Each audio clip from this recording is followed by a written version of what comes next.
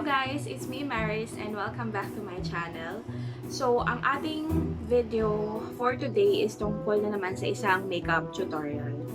So, usually, ang kasal, marami nagpapakasal pag June. Pero, sa napapansin ko, marami din nagpapakasal tuwing sasapit ng bare months. And right now, in a couple of days, we will be attending a wedding. So, actually, mag-attend ako ng wedding ng barkada ko ng high school. And so, naisip ko, why not na gumawa ako ng makeup tutorial about sa makeup na pwede pag na-invite ka as a guest. So, syempre, if na-invite ka as a bridesmaid or maid of honor, usually, di ba, ang makeup mo is dun sa theme. May ganun eh. Kunwari, ang theme nila is light blue or pink. Usually, kung ano yung suot mong kulay ng gown, yun din yung partner mo sa eyeshadow mo or sa makeup mo. Pero kasi, noon yan na uso. But right now, nakikita ko sa trending, you can actually wear any eyeshadow you like kahit ano pa man yung suot mong dress mo. So, naisip ko, nagagawa ako ng tutorial na universal eyeshadow, kumbaga. Sure. Gagawa ko ng tutorial na makeup look na pang-universal. Meaning, pwede sa kahit anong kulay ng suot mong damit sa wedding. So, if interested kayo, come on, let's do this.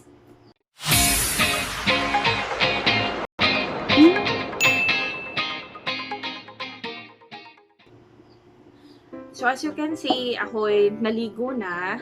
And, skincare lang muna. So, mag-apply muna tayo ng toner. Yung mga cotton pads ko, binibili ko lang siya sa Miniso. Yung 150 na isang pack. And, mauubos ko na siya. This is the Dickinson's Original Witch Hazel or Perfecting Toner. So, nabili ko siya sa Healthy Options. Well, if tatanungin niyo ako kung nabago ba niya yung skin ko or nabawasan ba yung pores ko, naubos ko siya pero wala ko nakitang pagbabago eh. Parang feeling ko ibang product yung nakapagbago ng face ko, hindi ito eh.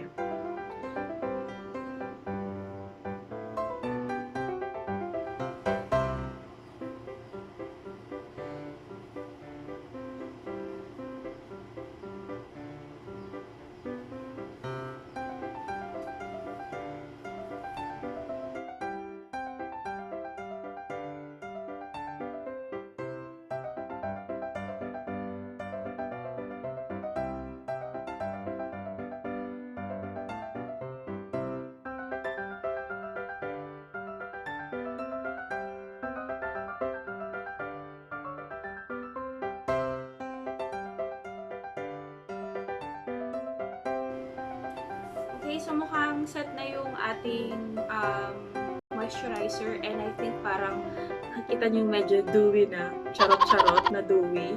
Start our makeup na.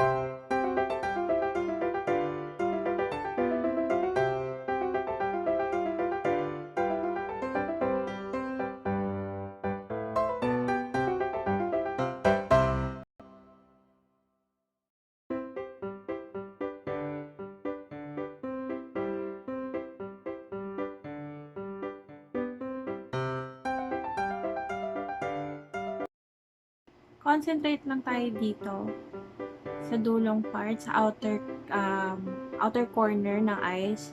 Tapos, i-define mo lang yung crease ng mata mo dito. Ayan, hanggang dito.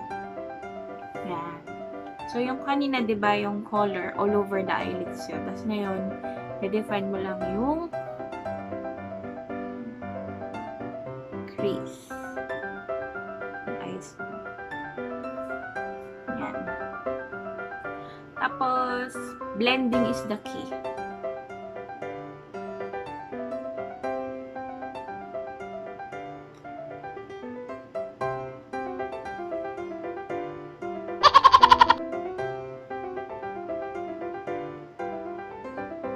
Kaya brown yung pinili ko. I think brown is a universal color for any dress.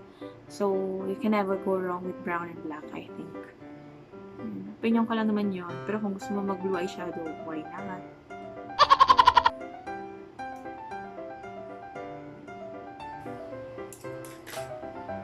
Kuha ka ng mas maliit na brush. Yung kaninang color na kinuha natin. Ito ba yun?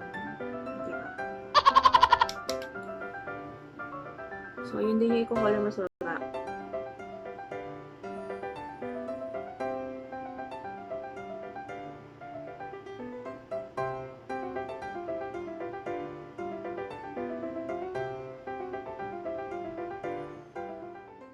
Gusto ko pa magdagdag ng color black. So, konting black lang dito sa dulo, sa outer corners.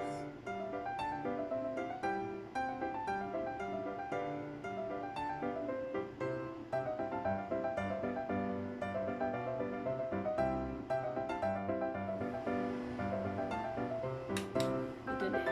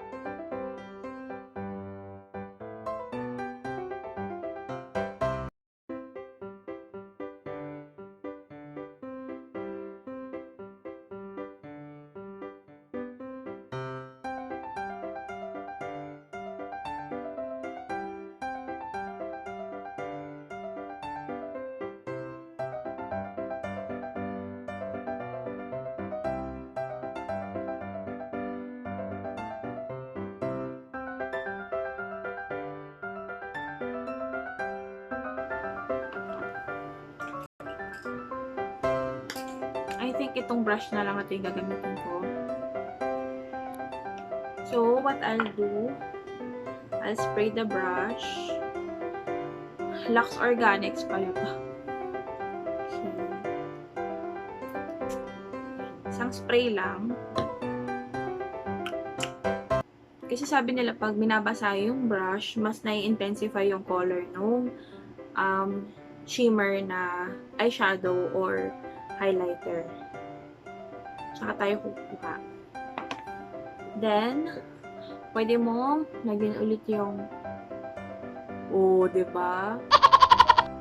At lagyan to.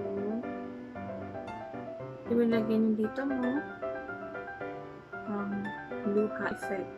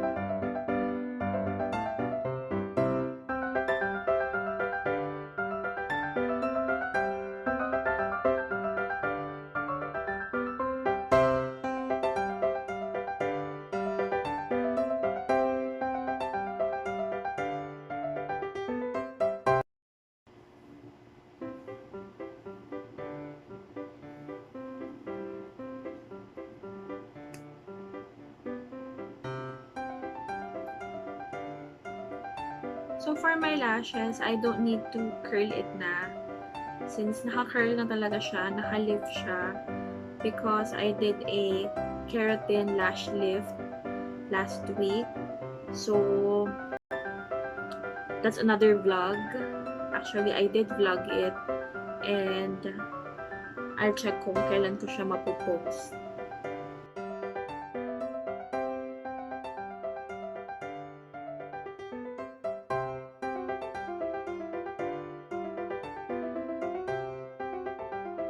Medyo dark yung lipstick natin.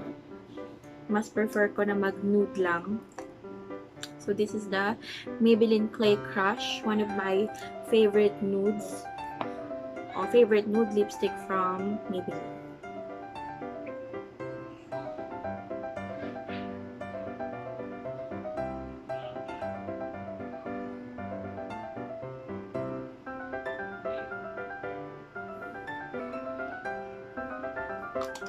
So, and then lastly, kung gusto nyo mag-setting spray, pwede na din to. Facial mist para yung powder is ma-absorb ng skin para hindi mukhang powdery yung mukha. Pwede din.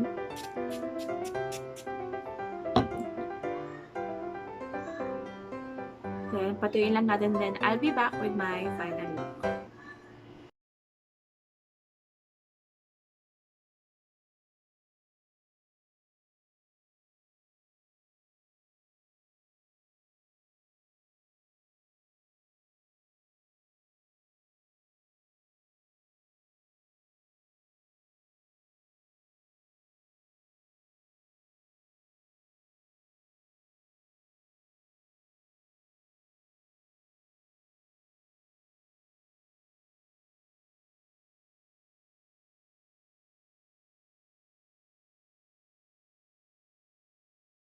This is it, guys. This is my final look for the wedding guest makeup tutorial. I hope na nagustuhan niyo tong look na to. And I hope na may natutunan din kayo from this makeup tutorial. And kung nagustuhan niyo tong video na to, just click the like button. And if you have friends who's gonna be a wedding guest soon, or kung ikaw mismo, try mo siyang i-share sa mga friends mo, at pwede mo rin siyang gayahin. And kung hindi ka pa nakapag-subscribe, please subscribe ka na sa akin. And I hope to see you on my next